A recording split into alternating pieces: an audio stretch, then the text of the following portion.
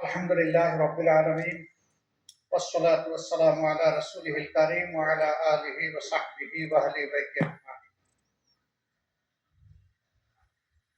বাংলাদেশ জামাত ইসলামী ঢাকা মহানপুরের চকবাজার থানা শাখা আয়োজিত আজকের এই সুধী সমাবেশের সম্মানিত সভাপতি, সম্মানিত অতিথিবৃন্দ, বিশিষ্ট ব্যক্তিবর্গ, ব্যবসায়ী বৃন্দ, ওলামা হযরত,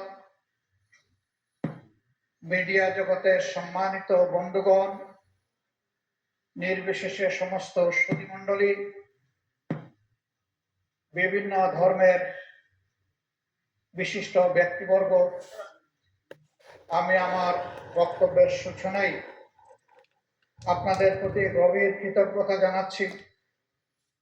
রাত কিছুটা তো হয়েই গেছে, আপনারা আমাদের দাওয়াতে সাড়া দিয়েছেন, দীর্ঘক্ষণ ধরে বক্তব্য শুনছেন। আমার মতো একজন দুর্বল মানুষের বক্তব্য শোনার জন্য এখনো আপনারা অপেক্ষমান আছেন। আমি আমার নিজের তরফ থেকে, প্রিয় সংগঠনের পক্ষ থেকে আপনাদেরকে আন্তরিক কৃতজ্ঞতা জ্ঞাপন করছি। আমার বক্তব্যের সূচনায় দীর্ঘ 15.5 বছর পর বাংলাদেশের মানুষকে আল্লাহ তাআলা যাদের ত্যাগ, আন্দোলন এবং বিপ্লবের ফসল হিসাবে আজকে স্বস্তি উপহার দিয়েছেন, আমি সেই মাওলার প্রতি কৃতজ্ঞতা আদায় করার পাশাপাশি সেই সমস্ত বীর সন্তানদের প্রতি আমি কৃতজ্ঞতা জ্ঞাপন করছি যারা জালেমের বুলেটে বিদ্ধ হয়ে দুনিয়া থেকে বিদায় নিয়েছেন, যারা আহত হয়েছেন, বিভিন্নভাবে যারা ক্ষতিগ্রস্ত হয়েছেন, বিদায় যারা নিয়েছেন, আল্লাহ রাব্বুল আলামিন ঈমানের সাথে যারা বিদায় নিলেন তাদের সকলকে আল্লাহ শহীদ হিসাবে কবুল করুন। আহত যারা হয়েছেন রাব্বুল ইজ্জত তাদেরকে সুস্থতার নিয়ামত দান করুন। সম্মানিত সুধী মণ্ডলী, 15.5 বছর আমরা কি অবস্থায় ছিলাম আমার আগে সমস্ত বক্তারা অত্যন্ত স্পষ্টভাবে আপনাদের সামনে তুলে ধরেছেন। আপনারা তুলে না ধরলেও আমি বিশ্বাস করি এদেশের 18 কোটি মানুষই ভুক্তভোগী এবং মজলুম ছিল। সেই হিসাবে সকলেই আপনারা তার সাক্ষী। আমি বলে থাকি, রাস্তার আমার একজন ভিক্ষুক ভাই কিংবা বোন থেকে শুরু করে রাষ্ট্রের সকল নাগরিকই বিগত সরকারের সময় মজলুম ছিল। আপনারা হয়তো বলবেন যে রাস্তার যিনি ভিক্ষা করেন তিনি কিভাবে মজলুম হলেন। আমি হঠাৎ করে একদিন এয়ারপোর্ট রোড দিয়ে এইদিকে আসছিলাম, হঠাৎ আমার খেয়াল হলো যে কয়েকজন ভিক্ষুক সারি ধরে একটা জায়গায় বসেছে। আমি আমার গাড়ির চালককে বললাম একটু থামো। সে থামলো। আস্তে করে দরজা খুলে আমি তাদের পাশে গিয়ে জিজ্ঞেস করলাম কানে কানে, সারাদিনের রুজি কেমন হয়? আমাকে একজন উত্তর দিল, আলহামদুলিল্লাহ ভালোই হয়। আমি বললাম ভালোর পরিমাণটা কেমন হতে পারে আমি কি জানতে পারি? সে আমাকে বলল 1500 থেকে 1800 পর্যন্ত আমাদের ডেইলি আমরা মানুষের সহযোগিতা পাই। আমি বললাম তাই তো খারাপ না, ভালো।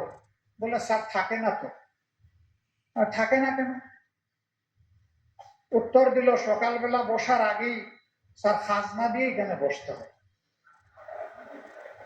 কারা খাজনা দেও ভাই? বলে যে ক্যাডারদেরকে। স্যার তাহলে ওই আমলের ক্যাডারদেরকে আমার ভিক্ষুক ভাই বোনেরা ছিল। এরপরে জিজ্ঞেস করলাম কি পরিমাণ খাজনা দেব? তো বললো স্যার বিভিন্ন জায়গার বিভিন্ন রেট, সব জায়গায় এক রেট। বললাম রেট দিয়ে কেমন বাসে? বাসে কিন্তু পুষায় না। বাসরা তো পুষায় না কেন? স্যার 30 টাকা কেজি দরের পেঁয়াজ যখন 300 হয়েছে স্যার পুষাইব কেমনে? বলছিল 10 টাকায় চাউল দিবে স্যার, এখন 80 টাকায় পাই না, পুষাইব কেমনে? এখন আমি আর ভয় পাইলাম যে আর তালিকা কোনটা বাড়াবে আল্লাহ জানে। তা আমি একটু সামান্য হাতে তুলে দিয়ে বললাম যে ভাই তোমার জন্য অনেক দোয়া, কষ্ট নিও না, আমি একটু জিজ্ঞেস করে তোমার সময় নষ্ট করেছি, আসসালামু আলাইকুম বলে আমি গাড়িতে উঠে গেলাম। সম্মানিত ভাইয়েরা, বোঝা গেল যে রাস্তার ভিক্ষুক কিভাবে মজলুম ছিল। এইভাবে সেই সরকারের ঘনিষ্ঠ সহচর একসময় বলেছিলেন, ঘরে থাকলে কোন, বাইরে গেলে বুক। এবং তিনিও বলেছিলেন, এই সরকার কিভাবে ক্ষমতায় আসছে ভুলে গেলে চলবে না, জনগণের ভোটে আসে নাই, অন্যভাবে আসছে। এখন আমরা শুনি কেউ কেউ বলেন যে আওয়ামী লীগ ছাড়া এই নির্বাচন কি ক্রেডিবল হবে। আমি জিজ্ঞাসা করতে চাই, আওয়ামী লীগ নির্বাচন কখন চেয়েছে? 14 সালে 154 আসনে বিনা প্রতিদ্বন্দ্বিতায় পাস, অটো পাস, ট্রাইবেকারে গোল। 18 সালে ধৈর্য ধরতে পারে নাই, দিনের বেলা পর্যন্ত অপেক্ষা করতে পারে নাই, রাতেই খালাস। 24 সালে সবাইকে জেলের মধ্যে ঢুকাইয়া একদম ফিটফাট। এখন ক্যান্ডিডেট খুঁজে পায় না কন্টেস্ট করার জন্য, দামি ক্যান্ডিডেট, দামি পার্লামেন্ট, দামি মন্ত্রী পরিষদ, দামি প্রধানমন্ত্রী, সবকিছুই দামি। যারা নিজেরাই নির্বাচনে বিশ্বাস করে না, তাদেরকে আবার আপনি নির্বাচনে আনবেন কিভাবে? তারা তো নির্বাচন চাইলে তাদের আমলেই নির্বাচন দিতে পারত। তাদের তো জনগণের উপরে কোনো আস্থা নাই, এই জন্য নির্বাচন দিতে সাহস করে নাই। আর সাহস করবে কিভাবে? সমাজের কারে বাকি রাখছে, কার উপরে জুলুম করে নাই। 13 সালের ঘটনাগুলো আপনাদের সবার স্মরণ আছে। জামাতে ইসলামের কথা আমার ভাইয়েরা বলে গেছেন, আমি আর দ্বিতীয়বার বলতে যাচ্ছি না, আপনাদের ধৈর্যের বিচ্যুতি ঘটবে এই আশঙ্কায়। 13 সালের 5ই মে শাপলা চত্বরে হেফাজতে ইসলামের ডাকে এই দেশের লক্ষ লক্ষ মানুষ এসেছিল, শেখ হাসিনার গদি দখল করতে এসেছিল। তারা কয়েক দফা ন্যায্য দাবিতে এখানে এসেছিলেন। তাদের সাথে কি আচরণ করা হয়েছে এর রাজ সাক্ষী তাদেরই মন্ত্রী ডক্টর আব্দুর রাজ্জাক। এই স্বৈরাচারের পতনের মাত্র 4 দিন আগে সে বলেছে, মনে ভুলে যাবেন না শাপলা চত্বর রাত 12টার পরে সাফ। এইভাবে উপবাস করে বলে নাই? কি সাফ করেছিল? কোরআনের হাফিজদেরকে, হাদিসের মুহাদ্দিসদেরকে, কোরআনের মুফাসসিরকে, মুদাররিসকে, এতিম শিশুদেরকে যারা নির্বিচারে গুলি করে রাতের বেলা হত্যা করেছিল, তাদের বাসায় এটা ছিল সাফ। কতজন বনি আদমকে হত্যা করা হয়েছে আজও জাতি জানতে পারলো না, জানতে দেওয়া হলো না। তার আগে তাদের অপকর্ম আমরা লক্ষ্য করেছি। ক্ষমতায় বসার মাত্র 2 মাস হয় নাই, 2009 সালের 10 জানুয়ারি তারা ক্ষমতায় বসেছিল। আজ 26 এবং 27 ফেব্রুয়ারি পিলখানায় তারা এরকম আরেকটা সাফ করেছে। 57 জন চৌকস দেশপ্রেমিক অফিসারকে তারা নির্মমভাবে হত্যা করেছিল। তাদের পরিবারের মহিলা সদস্যদের ইজ্জত লুণ্ঠন করেছিল। ইজ্জত লুণ্ঠন করার পরে তাদেরকে হত্যা করেছিল। হত্যা করার পরে তাদেরকে ড্রেনে ভাসিয়ে দিয়েছিল। অপকর্ম ঢাকার জন্য এবং খুনিদেরকে আড়াল করার জন্য 1.5 ঘন্টার জন্য সারা এলাকার বাতি নিভিয়ে দেওয়া হয়েছিল। এয়ারপোর্টে একটা এয়ারক্রাফট রেডি ছিল। এর জবাব এই জাতিকে পেতে হবে ইনশাআল্লাহ। সম্মানিত সুধী মণ্ডলী, কেন সেনাবাহিনীর উপরে তো রাগ কেন? কারণ আমাদের সেনাবাহিনীর দেশপ্রেমিক। আমাদের সেনাবাহিনীর লড়ে যাওয়ার ঐতিহ্য আছে। দেশের ক্রান্তিকালে তারা চাপায়ে পড়ে, এবারকার বন্যায় আমরা তাদের সেই কর্মগুলো দেখেছি। এরকম একটা সেনাবাহিনী সবাই সহ্য করতে পারবে না। একটা প্রবাদ আছে, ভাত গরম হলে মেহমানের জন্য সুবিধা, কিন্তু বিড়ালের জন্য অসুবিধা। গরম ভাতে বিড়াল মন খারাপ।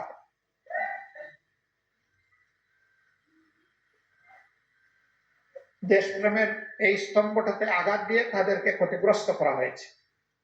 আর একটা গর্বের বাহিনী বিডিআর ষড়যন্ত্র করে তাদেরকে ধ্বংস করা হচ্ছে। আজকে বিডিআর নামের কোনো বাহিনী বাংলাদেশে নাই। এই নামের মধ্যে একটা শৌর্য বীর্য ছিল, তেজ ছিল, বীরত্বের মানসিকতা ছিল।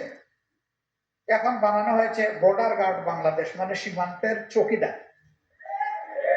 কোথায় বিডিআর আর কোথায় চৌকিদার।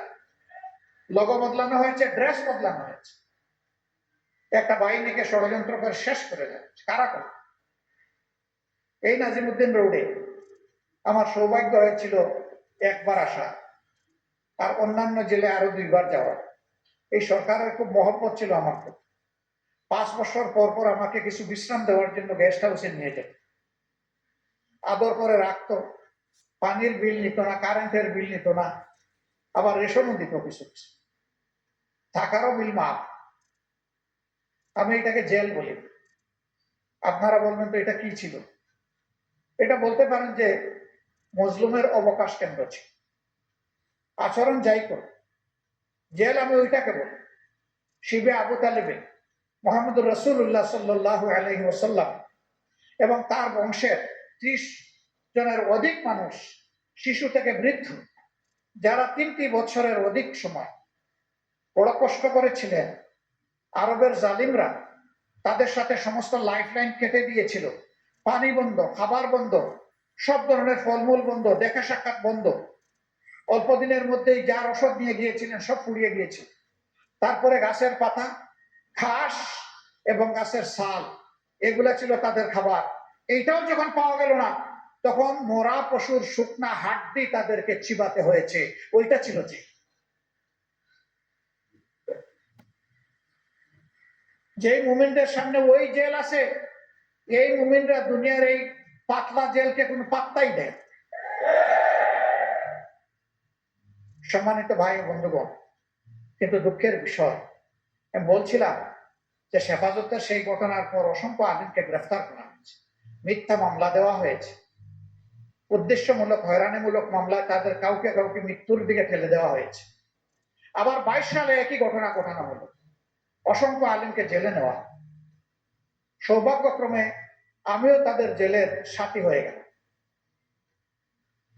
বিভিন্ন সময় যখন আদালতে তাদেরকে হাজির করা হতো, তখন চোখের পানি ধরে রাখতে পারতাম না। বিজ্ঞ প্রাজ্ঞ বয়স্ক আলিমদের পায়ে বেড়ি, হাতে পড়া। একদিন আমি একজন এসকর্টের পুলিশকে ডেকে বলেছিলাম, ভাই এদিকে আস, ওই যে ভদ্রলোকের পায়ে বেড়ি আর হাতে কড়া, ওইটা খুলে এনে একটু আমার পায়ে আর আমার হাতে লাগে। কেন বলছে? আমি বললাম যে ইনি কোরআন হাদিসের উস্তাদ, উনি হাজার উস্তাদের উস্তাদ, হাজার সাকরিদের উস্তাদ, তালাবার উস্তাদ। ইনি ইমামুল হাইয়া উল মাইয়া। তাদের কথায় আমরা মেম্বর থেকে শুনি, চোখের পানি ফেলি। তাদের কথায় মানুষের দিলে আসর হয়। তাদের হাতে লাগিয়েছেন কড়া, পায়ে লাগিয়েছেন বেড়ি, এটা সহ্য হয় না। বললো আপনি চাইলে এটা পারবো না। আমি বললাম তাইলে আমি চোখ ফিরে নিলাম। এক জেল থেকে আরেক জেলে এইভাবে বেড়ি দিয়ে কড়া দিয়ে তাদেরকে টানাটানি করা হয়েছে, তাদেরকে নিকৃষ্ট আচরণ করা হয়েছে। তাদের কাউকে ডিভিশন দেওয়া হয়নি। অথচ এবিসিডি তাদের দলের চোর ডাকাত খুনি, এদেরকে আমি ডিভিশন দিতে দেখেছি। উলামায়ে কেরামের প্রতি সামান্য ইজ্জত প্রদর্শন করা হয়। অথচ দুর্ভাগ্যের বিষয়, আমাদের কেউ একজন এরকম একটা মানুষকে কওমি জননী বানায় ফেললেন। এই লজ্জা আমরা রাখি কোথায়? ব্যক্তিগত মতলব হাসিলের জন্য সেই দিন নিঃসন্দেহে তুষামত করা হয়েছিল। আমরা উলামায়ে কেরামকে অভিনন্দন জানাই, শুকরিয়া জানাই, শ্রদ্ধা জানাই।